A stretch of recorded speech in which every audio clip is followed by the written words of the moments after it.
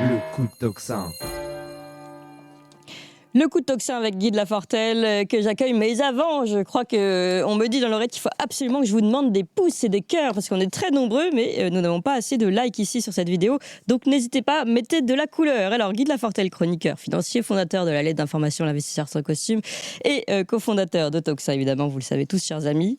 Guy de Lafortelle, vous avez enquêté finalement sur cette affaire du Doliprane et vous avez des choses à nous dire. Oui, bonjour Clémence. Effectivement, il y a quelque chose d'assez bizarre dans la vente de Doliprane, ou pour être plus précis, la vente d'Opella, qui est la filiale de médicaments de santé grand public de Sanofi. Et en tirant un peu le fil, on se rend compte que on est sans doute en face d'un partage du monde, c'est le titre que je vous donnais pour ma chronique, d'un partage du monde, un petit peu comme on faisait au début du XXe siècle, où les nations se partageaient les territoires. Là, aujourd'hui, on se partage le business, en tout cas en Occident. Pourquoi est-ce qu'il y a quelque chose de très bizarre dans la vente de Doliprane de Sanofi à CDR, donc un fonds de private equity américain? D'abord, c'est très rentable, Opella, c'est très rentable, Doliprane, ça marche très très bien. Il n'y a pas de, ça fait partie du centre, du cœur d'activité de Sanofi. Alors effectivement, ils ont envie de se recentrer sur des médicaments de spécialité. Mais quand on fait la taille de Sanofi, c'est-à-dire 40 milliards, 43 milliards de chiffre d'affaires en 2023, on n'a pas tellement de raisons de ne pas avoir sa branche de médicaments grand public qui, encore une fois, n'est pas moins rentable que le reste de l'activité et qui, en plus, elle, ne dépend pas de brevets et de remboursement, beaucoup moins en tout cas. Donc on n'a pas vraiment de sujet à ce niveau-là. La deuxième chose, c'est que on a appris la semaine dernière que c'était effectivement racheté par le fonds de capital risque américain CDR, alors que on avait un fonds français, PAI Partners, qui lui avait une offre mieux-disante d'un point de vue financier et d'un point de vue social. C'est-à-dire que normalement, ça aurait dû mettre tout le monde d'accord. Sanofi aurait dû être content de prendre un peu plus d'argent l'État aurait dû être content d'assurer un siège social en France et d'assurer les emplois. Oui. Et pourtant, c'est quand même CDR qui le prend, alors que le gouvernement aurait pu peser, depuis, on le sait encore une fois, hein, qu'on a les moyens de pouvoir, sur des sessions stratégiques, c'est la plus grosse session en Europe cette année, c'est pas une petite brindille qui est en train de se passer. Donc non seulement le gouvernement n'a rien fait, Sanofi a fait un choix qui a priori n'est pas celui qui, au premier abord, devrait satisfaire ses actionnaires. Et donc, soit on peut se dire que tous ces gens-là sont un peu bizarres, Oui. soit on peut se dire que y a quelque chose d'autre qui se passe, Voilà. forcément. On sent arriver l'enquête. Et ouais, et pour bien comprendre, c'est-à-dire que Sanofi, Sanofi, le premier actionnaire de Sanofi est L'Oréal qui détient 10% de Sanofi. Hein. Je glisse en passant que le deuxième actionnaire est BlackRock, on y reviendra. Ah. Il fallait bien.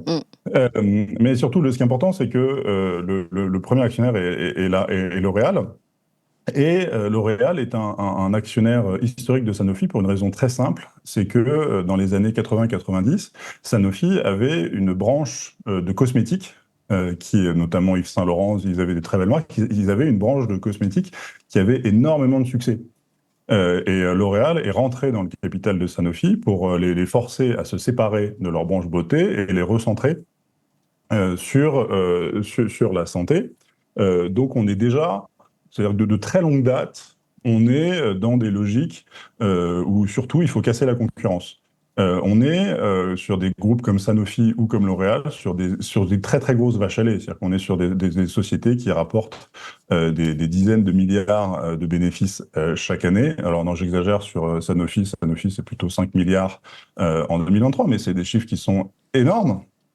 C'est vraiment, c'est des très grosses capitalisations. Et ça, c'est permis pourquoi? C'est permis parce que vous avez un jeu concurrentiel qui est très bien maîtrisé. Et ce jeu concurrentiel est très bien maîtrisé par L'Oréal. Et donc, vous avez cette participation de 10% dans Sanofi, dont il semblerait que L'Oréal veuille se séparer à terme. C'est pas impossible. En tout cas, les actionnaires, c'est là où il y a une question importante qui se pose, c'est que L'Oréal, on a l'habitude de la famille Bettencourt-Meyers, qui est le premier actionnaire de L'Oréal, on sait ou pas généralement que Nestlé, en Suisse, et a le même nombre de parts, presque un tout petit peu moins maintenant, que la famille Bettencourt. Nestlé est un très gros actionnaire. C'est un pacte qui a été fait entre L'Oréal et Nestlé dans les années 70, juste avant que Mitterrand arrive au pouvoir. Ils avaient tellement peur de se faire nationaliser par Mitterrand qu'ils ont fait rentrer Nestlé au capital pour éviter de se faire nationaliser. Mm. Donc vous avez ce pacte-là, et donc vous avez Nestlé qui est détenteur, pareil, d'une dizaine de pourcents de L'Oréal. Mais des choses, enfin, quand on a 10% de L'Oréal, c'est des choses à 100 ou 200 milliards, c'est énorme, ce genre de valorisation.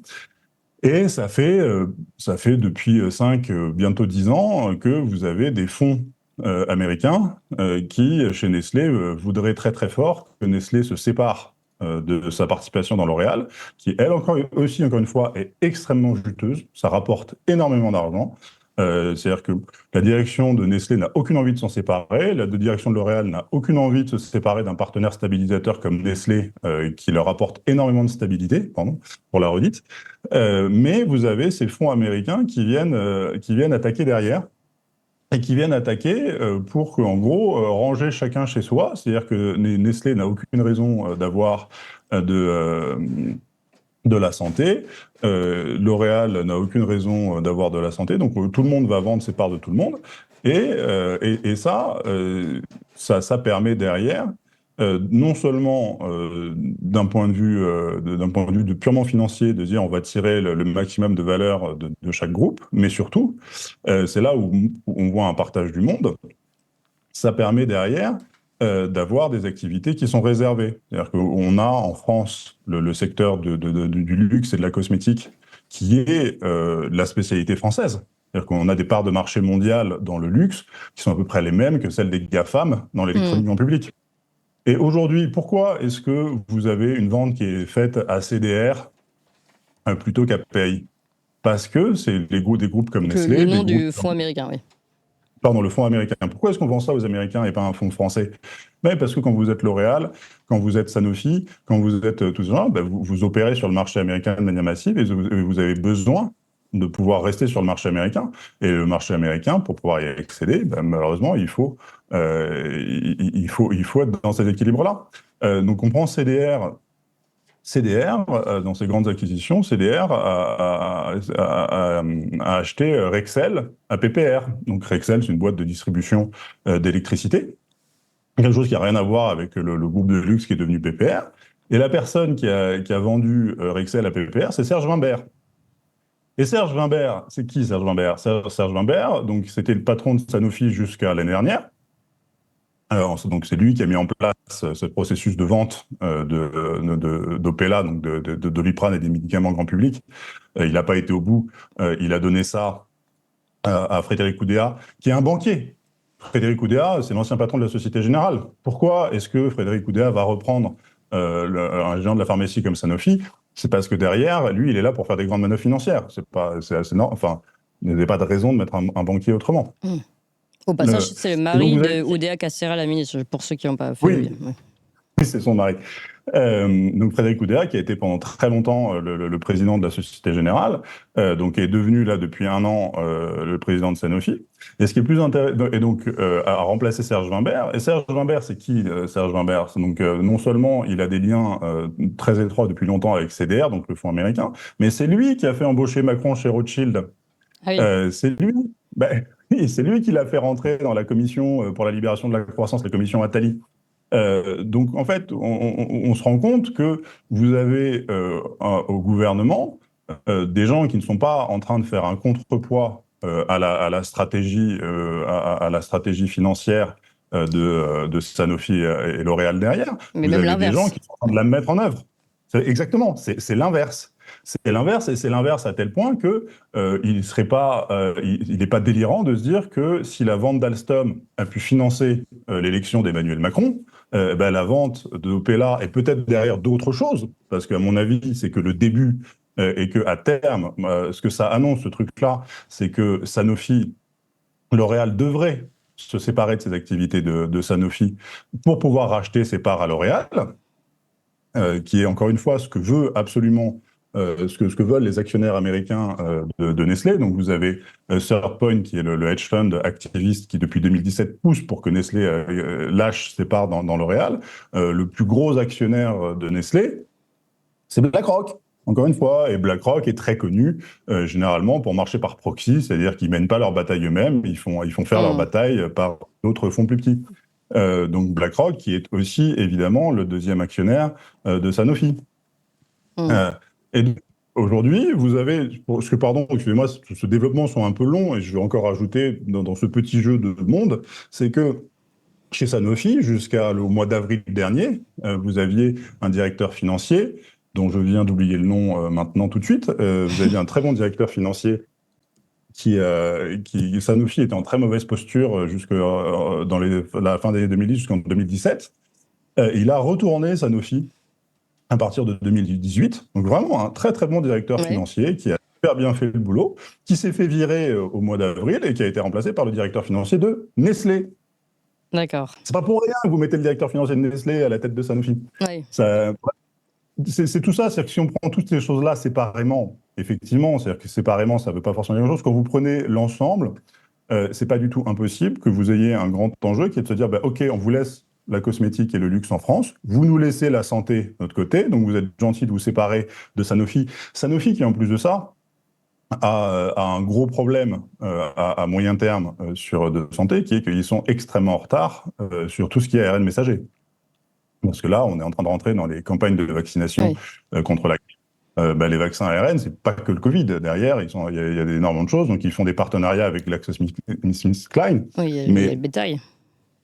Oui, vous avez un gros problème à ce niveau-là. Donc, à mon avis, et là, on est sur de la spéculation, j'entends très très bien, mais ce qui se profile à l'horizon, c'est quoi? C'est que vous avez ce partage du monde qui se dit, OK, on vous laisse le luxe, vous nous laissez la santé. Et vous avez dans cette affaire-là, c'est exactement cette espèce d'impérialisme business qui se fait sur le dos des populations. Parce que les boîtes de médicaments qui sont hyper rentables et qui sont par des Américains, vous n'avez plus de souveraineté, vous perdez votre souveraineté sanitaire. Alors on l'a déjà perdu avec Bruxelles, mais on la perd encore un peu plus. Vous n'êtes pas dans l'intérêt des populations, vous êtes dans l'intérêt de ces très gros actionnaires. Vous n'êtes même pas dans l'intérêt des petits actionnaires, vous êtes dans l'intérêt de ces très gros actionnaires qui font leur manœuvre. Avec l'accord des politiques qui sont, une fois sur deux, les mêmes que ceux qui ont signé ces contrats. Qui ont été placés par eux. Oui. Qui ont été placés par eux. Et à mon avis, le début de ces sessions de Sanofi qui vont continuer, c'est l'argent qui va être fait, parce que c'est toujours pareil, vous avez des centaines de millions qui sont versés en commission aux banques, aux cabinets de conseil. Ça va financer la campagne du prochain poulain pour les présidentielles. Vraiment à suivre, en tout cas, Guy de Lafortelle, parce que je pense que c'est très très important ce que vous nous dites, et peut-être la prochaine fois avec un schéma pour que ce soit bien clair pour tout le monde. Merci encore, Guy de Lafortelle. Donc on suit cette affaire, ce début de cette enquête sur ces politiques et puis surtout ces grands actionnaires qui se divisent finalement, qui se partagent des morceaux du monde, en tout cas financier. Merci encore, Guy de Lafortelle.